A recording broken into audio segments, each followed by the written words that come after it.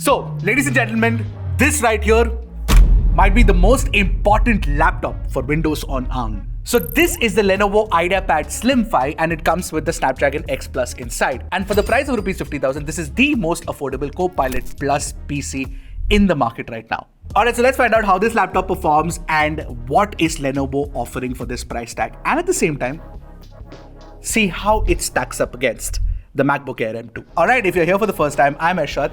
This is Trakin Tech English, your destination for detailed, incisive gadget reviews. Now to start off with the performance, now this is the base variant of the Snapdragon X Plus that we've tested. It's got 8 cores, 8 threads and can boost up to 3.4 GHz, and all of this works at a very low TDP of 30 watts. You also get the Adreno X1 45 GPU clocked at 1.1 GHz, and you also get the Hexagon NPU with 45 TOPS of AI compute.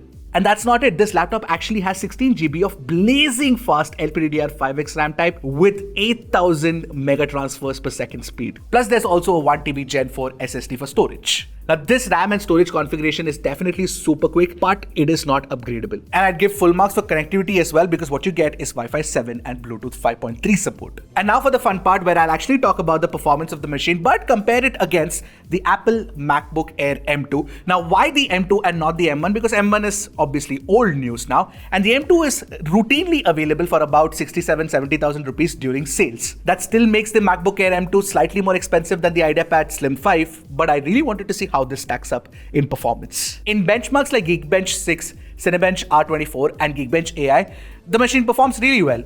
While the M2 is still faster, you can see the difference for yourself on your screen. But the interesting thing to note is that compared to other Windows laptops in this price class, this one crushes them in terms of performance, especially laptops with the i5 13420H and the Ryzen 5 7535U. Now in real world usage, where Tanishq actually uses a laptop for scripting, for watching YouTube, for opening up multiple tabs on Chrome, and of course general multitasking, this laptop held up really well. We even ran our fun test. Can it handle 100 Chrome tabs at the same time? And it did so with aplomb. Now if you want to do some light video editing on DaVinci Resolve, it is supported by default and it works absolutely well. As for Adobe Premiere Pro users, well, Snapdragon has confirmed that support is coming really soon. And the best part is, since this machine has a lot of AI power on tap, it will also perform some AI functions much better than x86. But yeah, when it comes, we'll test that out. And for Photoshop users, I definitely have good news, because first of all, Photoshop is supported by default and it works flawlessly. We loaded up 100 plus 4K photos and all of them opened up without any problem. Now app support is definitely getting better day by day. Like I said, you get support for Photoshop, DaVinci Resolve, plus all of the Microsoft apps and major Chromium browsers too. So yeah, it's getting good. But gaming is still pretty much non-existent for Windows on ARM. However, Snapdragon did mention that they're working with Epic to actually bring Fortnite support to their machines, and it should come sometime next year. But yeah, in general, the landscape is still a little dry. Now, by the way, if you want to see what all apps are natively supported on Snapdragon X Plus machines, then there should be a link in the description. Go check it out. And on the way to the description, there's also a red subscribe button. And if you haven't hit that already, go ahead and do that. Now, obviously, if I'm going to talk about Snapdragon X Plus, then I'm definitely going to talk about AI as well.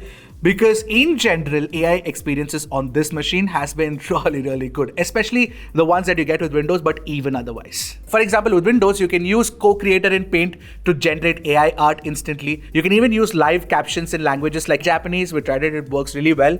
And finally, you can also use Windows Recall. Finally, it's here after, a bit of controversy at the start. And of course, you've got Windows Studio effects like portrait blur, auto framing, eye contact mode, all of that powered by the NPU. Now, of course, for Windows Studio effects to work, you need a nice and high quality webcam. Well, that is available with the Lenovo IdeaPad Slim. You actually get a 1080p HD webcam with a privacy shutter as well, which is good, obviously. And thanks to the Snapdragon ISP, the quality of the video is something that took me by surprise. Generally, Windows laptops in this price range don't give you a good quality webcam. This one does. Now, there's also Lenovo's own AI core tech. Essentially, with this, the laptop itself starts learning your usage patterns and studying it so that it can actually optimize for performance and power efficiency.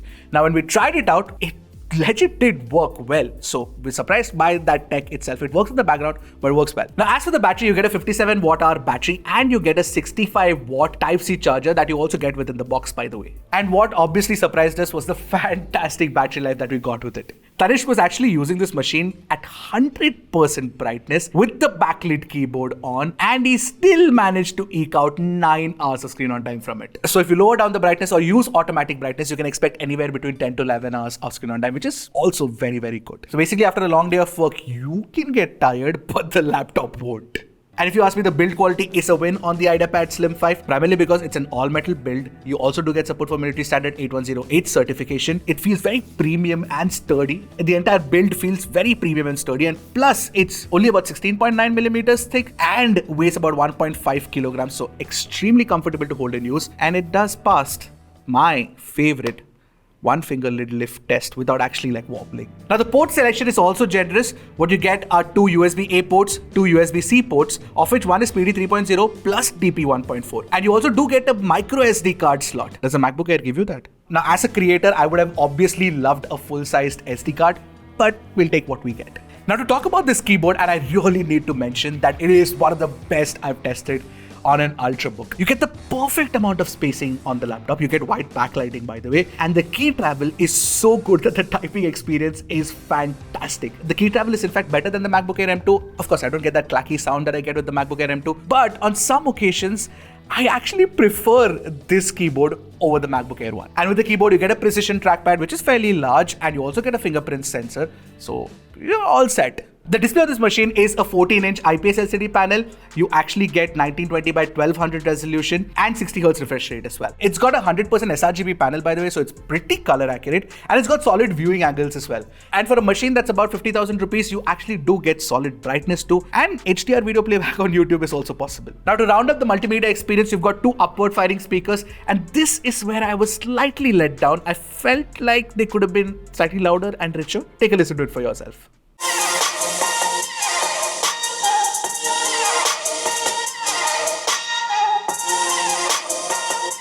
Now, I've been shouting from rooftops about the 50,000 rupee price of the machine because it's actually 50,000 rupees in price, because right now it's available for 60,000 on Flipkart, and you can add any card discount on top of it and get about 10,000 rupees off. In fact, in Flipkart's GOAT sale, it will actually go down to 50,000 rupees price, which is fantastic for this machine if you ask me. Now, here's the question that I'd like to answer. Should you buy this or should you spend some more money during the sale for the MacBook Air M2? Well, firstly, it'll be a lot more money. It will not be just some money. And for that 50,000 rupee price, the performance is actually pretty good on the Lenovo IdeaPad Slim 5. And if you end up buying the base variant of the MacBook Air M2, you will have to live with 256 GB of storage, which could be limiting because this one has 1 TB. Now, if you're a Windows user who doesn't have gaming as the priority and wants an Ultrabook, which is very comfortable to use and lightweight and power efficient, then you really cannot go wrong with the IdeaPad Slim 5. So what do you guys think? Is this Snapdragon X Plus based Lenovo IdeaPad Slim 5 one of the best Windows budget laptops out there? Let me know in the comment section. By budget, I mean budget around 50,000 rupees. All right, I'll see you guys in the next one. Until then, keep tracking and stay safe.